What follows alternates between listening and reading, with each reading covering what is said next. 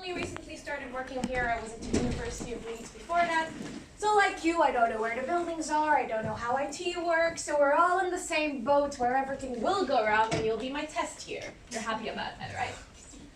I am originally from Belgium. I just handed in my PhD on market definition for online services in US antitrust and EU competition law.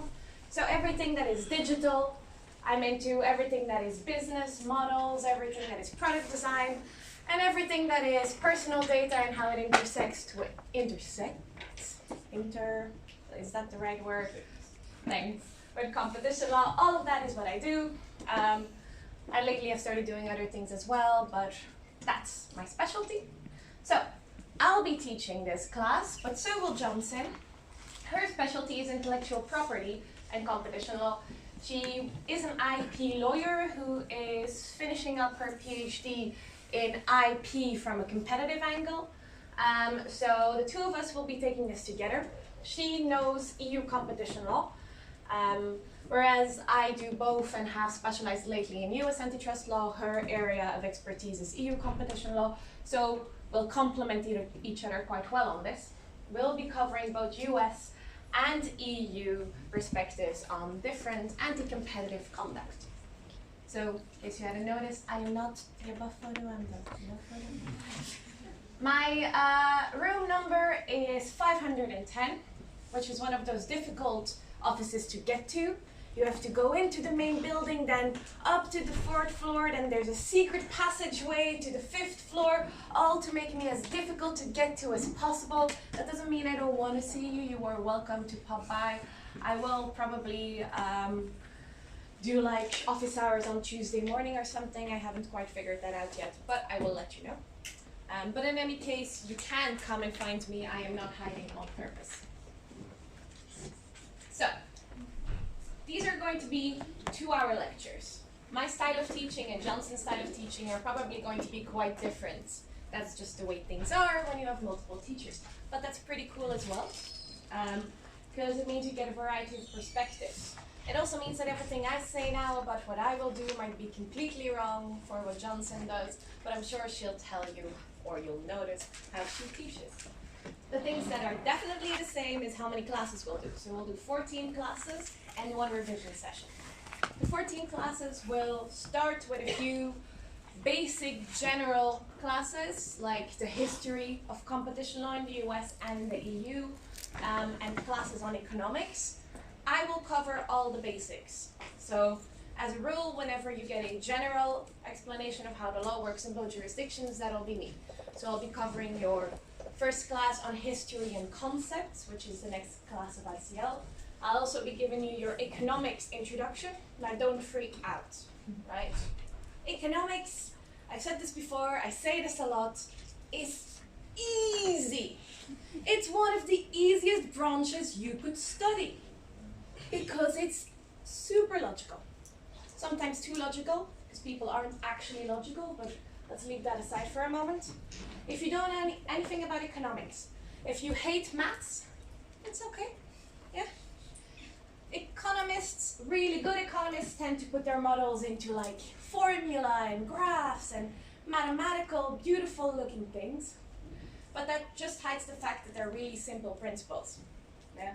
So I'm going to cover those simple principles as far as you need them to understand competition law in our 3rd class. And you don't need any background knowledge, right? You do need to like chocolate, because chocolate is my main function of illustrating things. If you don't like chocolate, I am sorry. I don't even know if we could be friends, really. Okay, so after those general classes, you'll have US version and EU version class. The US version will start with a basic introduction to what is the problem, what are the different possible ways of approaching this problem, and then I will cover the way US antitrust law looks at this problem. Then Johnson comes in the week after and tells you how differently or similarly EU competition law does it. So we'll do US first and EU after for the sole purpose of making sure you understand these are 2 different jurisdictions.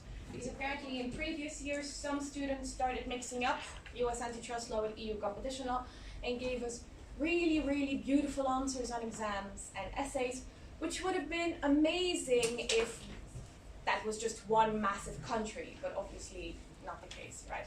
So now we're doing it separately just to make sure you understand they're separate. Okay? This is a comparative class. You need to be able to compare US and EU competition law. Okay? All right. So, if you don't understand something during those classes, definitely ask us. It is very important that you do the core reading. But, whereas for classes like advanced competition law, you can't do anything if you haven't done the reading, this here is slightly different. I'll mostly make this into a lecture format. That doesn't mean I won't ask you questions. I am known to put people on the spot. I apologize in advance. I don't want to make you uncomfortable. But if you haven't done the reading, just tell me I haven't done the reading, but I think, right? I don't accept I don't want to answer. You can tell me you don't know. You can tell me you're not sure. You can tell me you haven't done the reading, but maybe it's this. But I don't want to answer is not good enough. You are high level now. That's for when you're 18, 19, okay? Otherwise, I'm a lovely person. But I don't really like it if you don't engage with your material. So, do your reading, but if you do it later, I won't be mad at you, but at least try to answer the questions. So this is kind of a laminar format. A lecture, but I ask you questions. Okay? All right. You will be assessed. I'll ignore the when and where because the locations have been changed, so I'll update that. But we're in different places, obviously. Ranking building is not on there. The way you'll be assessed for this course is you'll have an essay to write, and then later you'll have an exam, which consists of 6 questions, but you only have to answer 3. There will be both problem questions and essay-style questions on your exam, and you need to at least answer 1 in each category. So you need at least 3 questions. Whether that is 2 essay and 1 problem question, or 2 problem questions and 1 essay question, doesn't matter, but you need to answer at least 3 and 1 of each. So play to your strengths. If you're better at problem questions, you do 2 problem questions, right? I know some of you are afraid about these essays, right? Some of you are worried, you'll be bad at it. My experience is that usually the students who've never done essays before tend to be the best at it, because they are happy that they suddenly do something else than just regurgitate material for 4 hours sitting in a chair.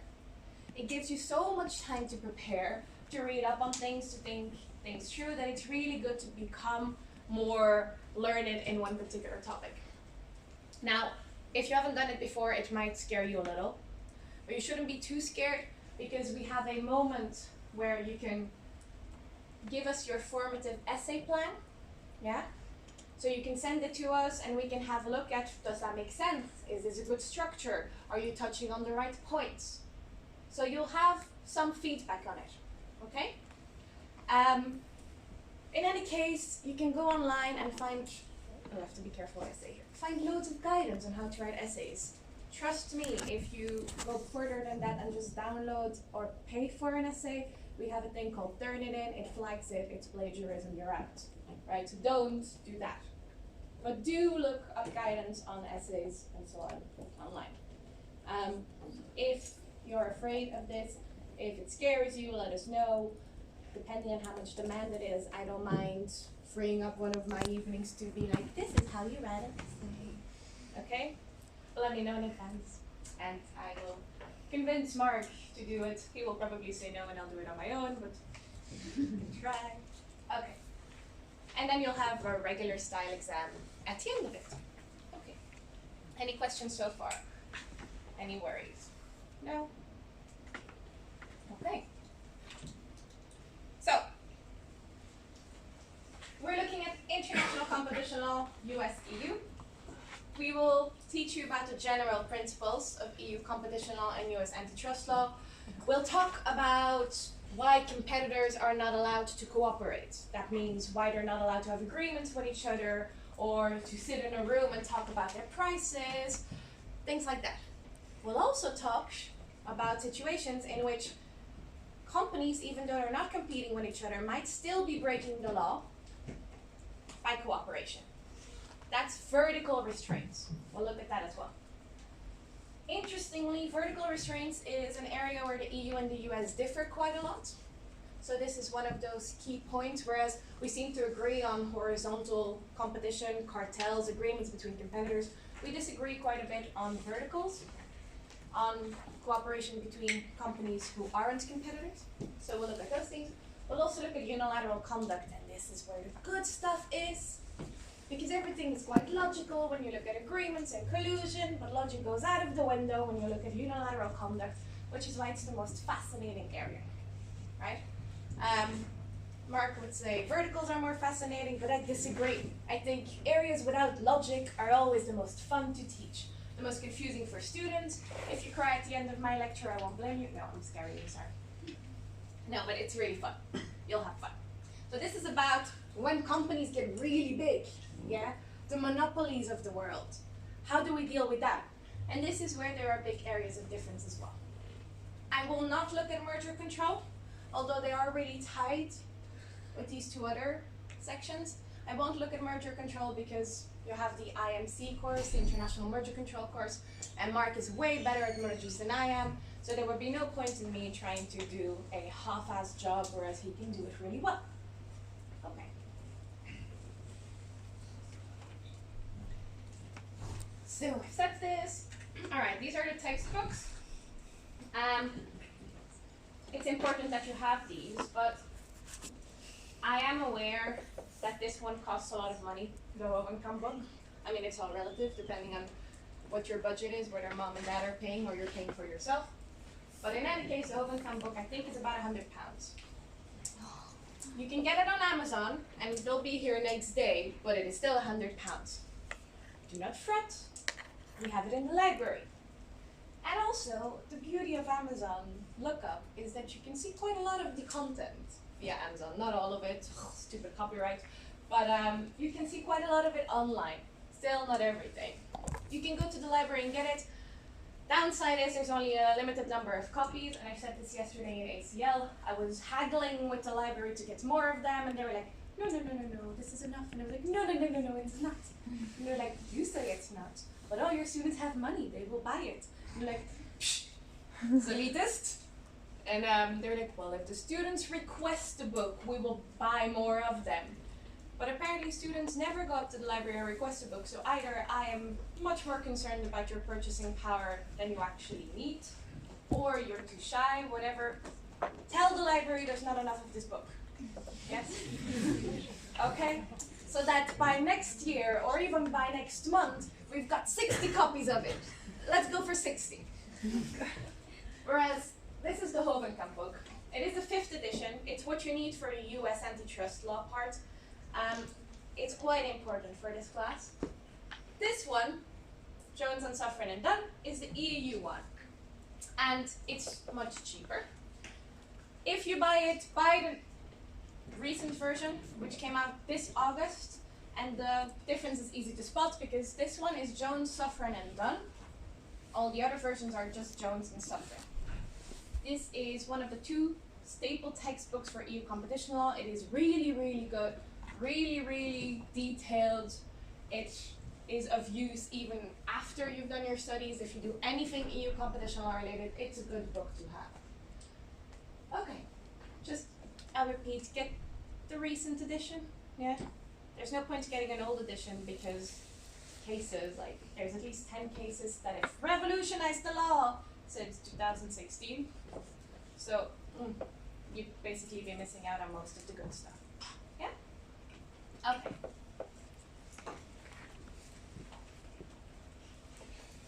Has everybody had time to look at the Moodle yet? To look at your module handout and stuff? Okay. I take silence as a yes. Okay, guys? Right. It's very important that you look at this document. If it opens. Well, okay. So, this is your go-to document because we will keep updating it. But first of all, it has all the information you need. So whenever you have a question you don't have the answer to, take a look at this first because it is likely to be answered in here. It tells you the dates of all the classes. It tells you what the assessment is like. It gives you already the title of your essay. So you can already go this afternoon and look at, hey, what do I have to be able to answer on my essay?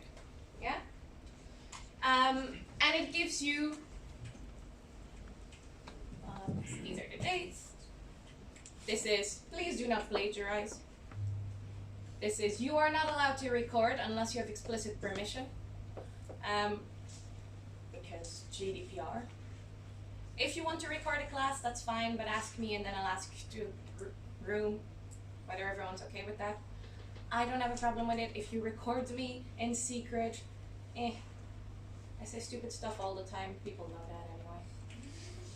So this is a lot. This is a lot. So this gives you other useful text. This doesn't mean you have to buy them, okay? It just means these are useful. We have them in the library. Have a look. Okay, this is where the good stuff is. Every class will have a short summary of what the class is about. And I say short, but sometimes they're really long. As well as the reading you need to do. It gives you essential reading, as well as further reading. The essential reading is the reading you need to have done or do immediately after in order to actually understand what the hell we're talking about. Yeah? Whereas the further reading is stuff that I was like, hey, this is cool, have a look.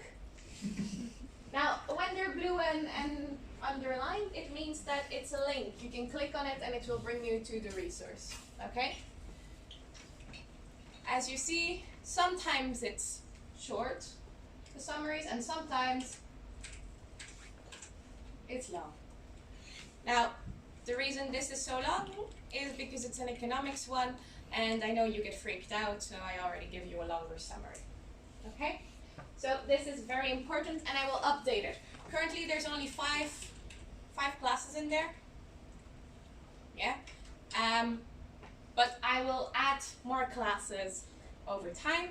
So, and I'll also give you a little heads up on the Moodle. And you should get an email with those things. Like today I sent out an email saying, hey, come to class today. Alright, you'll also have half little boxes for each class, which is where I will put reading materials if it's not in your book or it's not easy to get access to. I will put them up. Yeah? Okay. And it's so hot in this class. So, and then, online resources. Look, most of the stuff we will be talking about are things you could easily find online. Decisions of the European Commission are on the Commission website, and judgments of the Court of Justice are on the Court of Justice Curia database. For Europeans, you know this, right? If you do not know where to find things, and this is usjustice.gov. If you don't know where to find things, if you have trouble with these things, let me know, especially for those who are not from the EU. If you say, ooh, I don't know how to use this Eurolex database to find a case, let me know. I might put up like a guide or something online if you need it, but I won't be spending hours putting that together if no one needs it, right? So let me know if you need it. In addition, Twitter. I like Twitter. It's a dangerous but useful tool. It is dangerous because students and people in general will follow one and the same person, and then it becomes a problem because they don't actually have a variety of perspectives. On the other hand, it is really useful because most authorities post what they're doing on Twitter before they post it anywhere else. It's also an informal source of understanding what the hell is going to happen in a case. Before the Google Android case came out, which has been published recently, there was loads of enforcers who technically shouldn't be tweeting, who were tweeting, and I was like, ooh, this is bad. Because they tweet a lot about, ha ha ha, Google, Google, Google, and you're like, oh, the case is gonna go wrong. It's really nice. So it's a great source, and don't cite it in your essay, but use it nonetheless. It's like Wikipedia. You should all know by now that Wikipedia is the go-to source, and you should never tell anyone you use it. Yeah? Twitter is the same. And then there are 3 websites here: Chilling Competition, Competition Law, and Competition Policy International. Chilling Competition is